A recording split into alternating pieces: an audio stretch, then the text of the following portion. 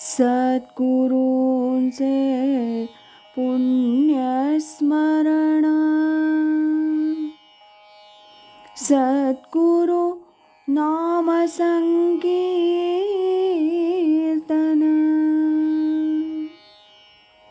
सद्गुरु गुणानुवाद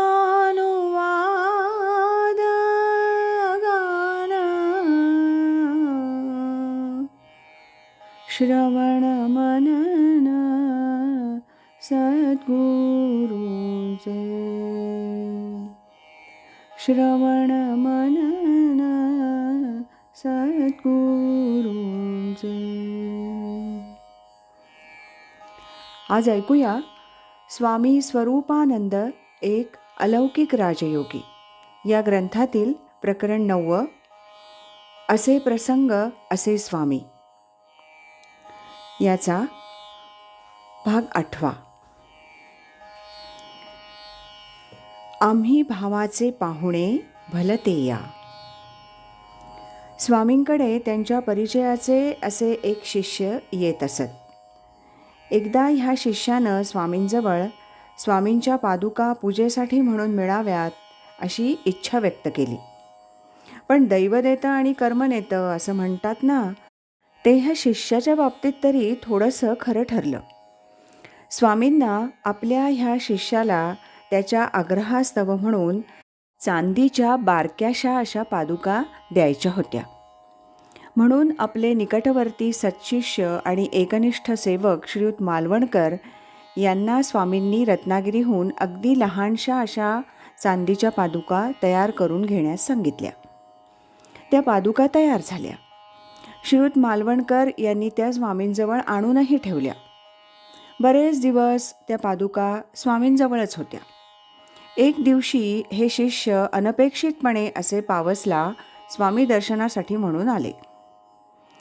स्वामींच्या खोलीत गेले.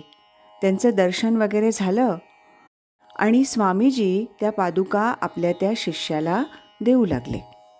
लागलीच ते शिष्य म्हणाले, स्वामी, मला अशा पादुका नको होत्या, मोठ्या खडावा पाहिजे होत्या.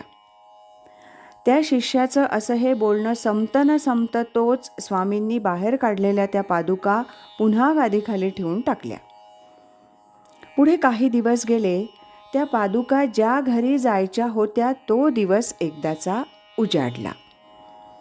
श्रीयुत नागेश अनंत नाईक हे पणजी गोव्याचे स्वामी स्वरूपानंदांचे सत्शिष्य नेहमी पावस मुक्कामी येत असत. पुढे श्रीयुत नाईक यांनी पणजीला मीनाक्षी सोसायटीत स्वतःची अशी नवी वास्तू बांधली. ह्या नव्या वास्तूत त्यांनी उत्तम असं एक देवघरसुद्धा करून घेतलं होतं. आपल्या ह्या नव्या वास्तूत येण्यापूर्वी स्वामी दर्शन घेऊन यावं या उद्देशानं श्री व सौ नाईक गोव्याहून पावसला यायला निघाले.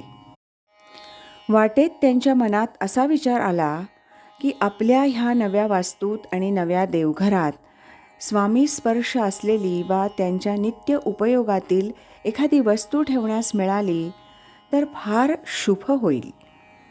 परंतु असं स्वामींना कसं विचारायचं आणि ते बरोबरही दिसणार नाही, वगैरे वगैरे विचार नाईक दाम्पत्याच्या मनात येऊन त्यांनी हा मनोदय गोवा ते पावस ह्या प्रवासातच मुळी सोडूनच दिला.